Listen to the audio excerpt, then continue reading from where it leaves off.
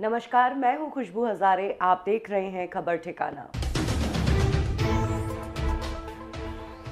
क्या आप कभी सोच सकते हैं कि 1 लीटर दूध के लिए आपको 2,000 रुपए चुकाने होंगे? ऐसा ही हो रहा है श्रीलंका में। श्रीलंका फाइनेंशियल क्राइसिस से जूझ रहा है और अब हालत ये है कि श्रीलंका में खाने पीने की चीज़ें भी बहुत महंगी हो गई है, क्योंकि श्रीलंका खाने पीने की चीज़ों के लिए भी बाहरी देशों पर निर्भर है। यही कारण है कि फाइनेंशियल क्राइसिस का असर अब खाद्य पदार्थों पर भी पड़ गया है। यहाँ पर क्राइसिस इतना ज़्यादा बढ़ गया है कि खाने पीने की चीज़ें महंगे दामों में मिल रही है और इनकी कमी भी है, इसीलिए लंबी लाइंस हैं और रेट्स बहुत ज़्यादा है।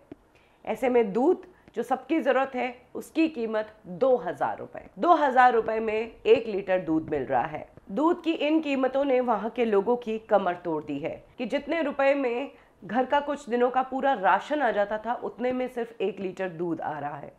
कुछ लोग दूध के बिना रह भी रहे हैं, लेकिन जिन फैमिलीज़ में बच्चे हैं वो बिना दूध के कैसे रहे। दूध की किल्लत भी बहुत है और कई लोग तो दूध चुरा रहे हैं। यही कारण है कि दूध के पैकेट्स अपने आप गायब हो रहे हैं।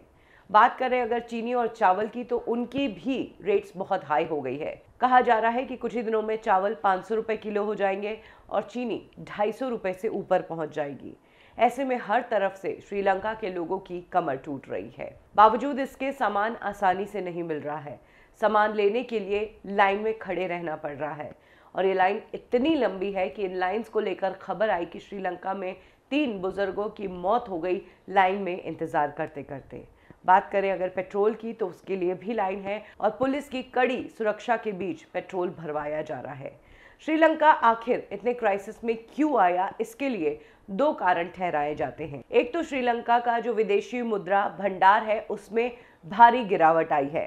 3 साल पहले ये 7.5 अरब डॉलर था, वहीं अब ये गिरकर 1.5 अरब डॉलर रह गया है। इसके अलावा श्रीलंका ने चाइना, जापान और इंडिया से लोन ले रखा है, लेकिन फाइनेंशियल क्राइसिस के कारण इन लोन की किश्त भी श्रीलंका नहीं चुका पाया है। साथ ही एडिबल प्रोडक्ट्स के लिए, पेट्रोलियम के लिए और मेडिसिन के लिए श्रीलंका दूसरे देशों पर निर्भर है। यही कारण है कि जैसे ही श्रीलंका में फाइनेंशियल क्राइसिस आए, वैसे ही खाने पीने की भी अब किल्लत हो गई है। हम प्रे करते हैं कि श्रीलंका की स्थिति जल्द ही सुधरे, दूसरे देश श्रीलंका की मदद करें और वहाँ के लोगों की ज़िंदगी फिर से ट्रैक पर आए। खबर ठिकाना में अभी के लिए बस इतना ही। पल पल की अपडेट्स को हिंदी में जानने के लिए सब्सक्राइब करें हमारा चैनल खबर ठिकाना।